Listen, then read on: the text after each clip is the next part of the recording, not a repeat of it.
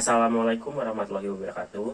Kami dari kelompok 1B Teori Komunikasi izin mempresentasikan hasil kerja kelompok kami. Sebelumnya izinkan saya memperkenalkan anggota kelompok kami, yaitu ada Bu Faruk Alfawas, Dewan Daru Satri Wijanarko, Bu Siauli Ariansyah, dan Muhammad Fajril. Definisi komunikasi secara umum adalah suatu proses pembentukan, penyampaian, penerimaan, dan pengolahan pesan yang terjadi di dalam diri seseorang dan atau di antara dua atau lebih dengan tujuan tertentu. Definisi tersebut memberikan beberapa pengertian pokok, yaitu komunikasi adalah suatu proses mengenai pembentukan, penyampaian, penerimaan, dan pengolahan pesan. Lalu juga terdapat etika komunikasi. Komunikasi tidak pernah lepas dari kehidupan kita sehari-hari. Sebagai makhluk sosial, semua gerak-gerik serta tingkah laku kita adalah komunikasi. Di dalam berkomunikasi di kehidupan sehari-hari terdapat etika yang harus kita pahami untuk terjalinnya komunikasi yang harmonis. Lalu itu juga terdapat nilai dalam memahami teori komunikasi. Memahami teori komunikasi menumbuhkan keterampilan berpikir kritis, membantu untuk mengenal keluasan dan kedalaman penelitian, membantu pahami pengalaman kehidupan pribadi, dan juga menumbuhkan kesadaran diri. Lalu juga terdapat 7 tradisi di bidang komunikasi. Robert Craig menguraikan komunikasi teori dengan salah satu cara yang lebih bijaksana dan bernilai intelektual. Craig percaya bahwa teori komunikasi adalah bidang studi yang luas dan seringkali sulit digunakan. Dan untuk tujuan ini, ia menyediakan kategori untuk membantu pemahamannya, seperti tradisi retorika, tradisi semiotika, tradisi fenomenologis, sibernetik, sosial psikologis, sosial budaya, dan juga tradisi kritikal.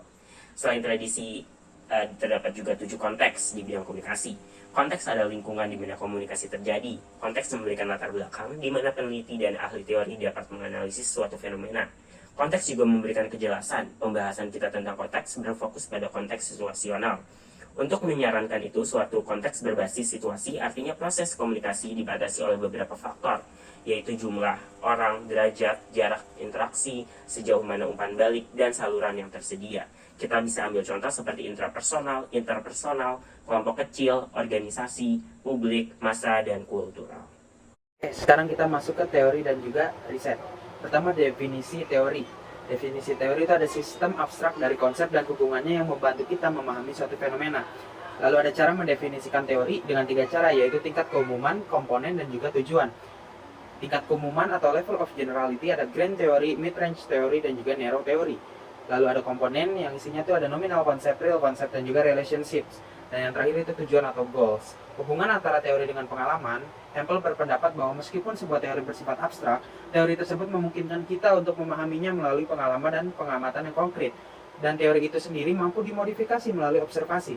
Selain itu, pernyataannya menegaskan bahwa pengalaman dan observasi konkret ditafsirkan oleh kita melalui lensa yang disediakan oleh teori yang kita gunakan. Lalu ada pendekatan, ontologi. Pendekatan ontologi adalah cabang dari pengetahuan yang terfokus pada sifat realitas.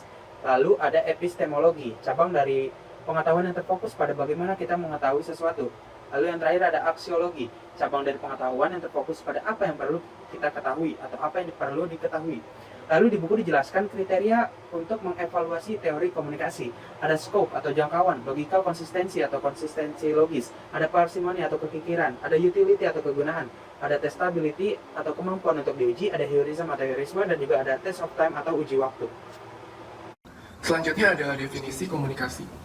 Exley 1984 mendefinisikan komunikasi sebagai metafora atau saluran pipa. Ini berarti bahwa komunikasi adalah sarana di mana informasi mengalir dari satu individu ke individu lainnya, mirip dengan air yang mengalir melalui pipa. Ini menunjukkan bahwa pentingnya komunikasi sebagai alat untuk mentransfer informasi. Ada 6 karakteristik penting dalam konsep komunikasi. Yang pertama, komunikasi melibatkan transfer informasi.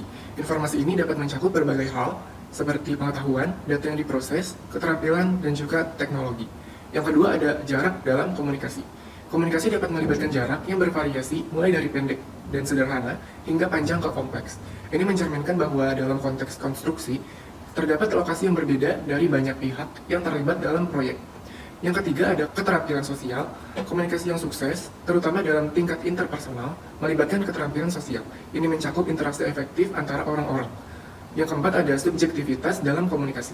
Komunikasi interpersonal melibatkan penyampaian fakta, perasaan, nilai, dan opini. Oleh karena itu, komunikasi interpersonal seringkali subjektif. Yang kelima ada komunikasi antar kelompok atau organisasi. Komunikasi tidak hanya terjadi antar individu, tetapi juga dapat terjadi antar kelompok atau organisasi. Dan yang terakhir yang keenam adalah sebagai proses transaksional. Komunikasi dapat dilihat sebagai suatu proses transaksional di mana terjadi pertukaran sesuatu antara pihak-pihak yang terlibat. Dalam konteks konstruksi, ini mencerminkan bahwa banyak transaksi terjadi antara pihak-pihak yang berpartisipasi dalam proyek konstruksi. Pengelolaan proses organisasi juga memerlukan komunikasi yang kuat dan efektif. Ini berarti bahwa organisasi perlu memiliki saluran komunikasi yang baik yang memungkinkan berbagai komponen organisasi untuk bekerja sama dengan baik. Pentingnya komunikasi yang efektif. Yang pertama itu adalah untuk mencapai hasil yang terordinasi. Yang kedua itu adalah untuk mengelola perubahan. Yang ketiga ada memotivasi karyawan. Yang keempat adalah memahami kebutuhan tenaga kerja. Terus selanjutnya ada peran dan pentingnya komunikasi efektif terhadap manajer proyek. Peran fungsi manajemen proyek adalah untuk mengelola sistem yang berhubungan dengan fitur-fitur ini, yaitu ruang lingkup pekerjaan, organisasi proyek, kualitas, biaya, dan durasi proyek.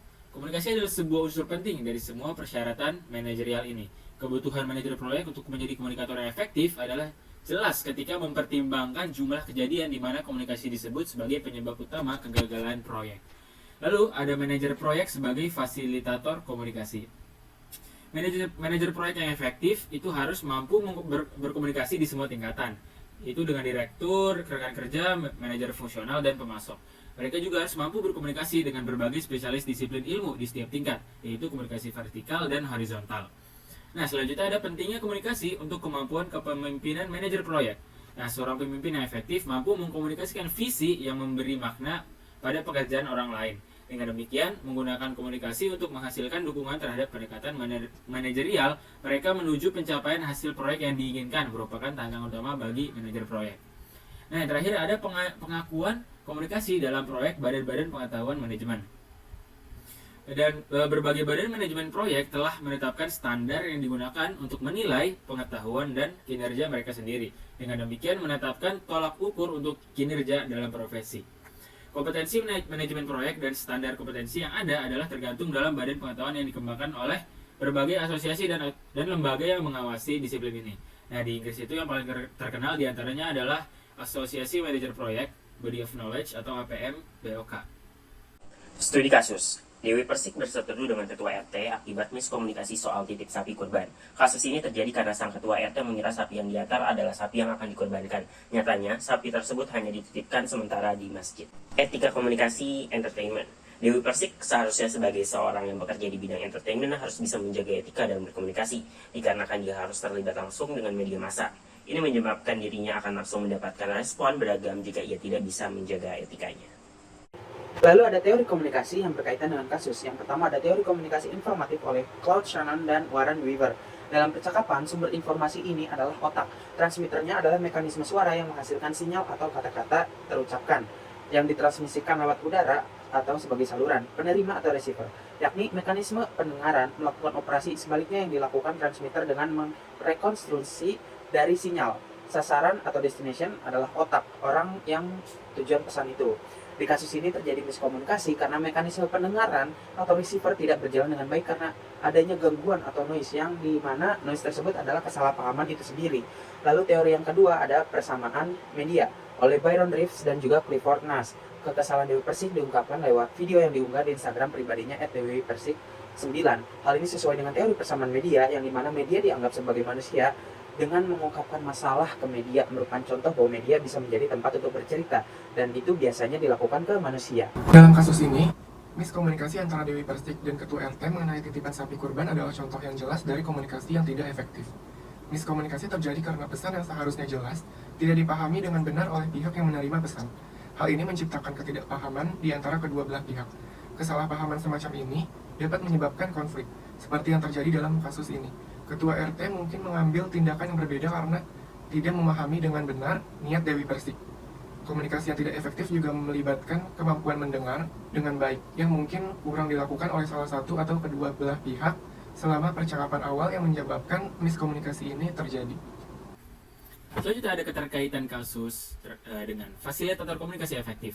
Dalam kasus ini, Pak Ustadz memiliki peran yang penting sebagai fasilitator komunikasi, karena disinilah terjadi proses decoding. Dia menerima pesan dari Dewi Persik untuk menitipkan sapi kepada ketua RT di masjid, dan juga proses encoding untuk mengirim pesan tersebut kepada ketua RT. Namun, Pak Ustadz gagal menjadi fasilitator komunikasi yang efektif, sehingga terjadi miskomunikasi yang menyebabkan konflik antara Dewi Persik dan ketua RT. Sekian presentasi dari kelompok 1B, kurang lebihnya mohon maaf. Wassalamualaikum warahmatullahi wabarakatuh.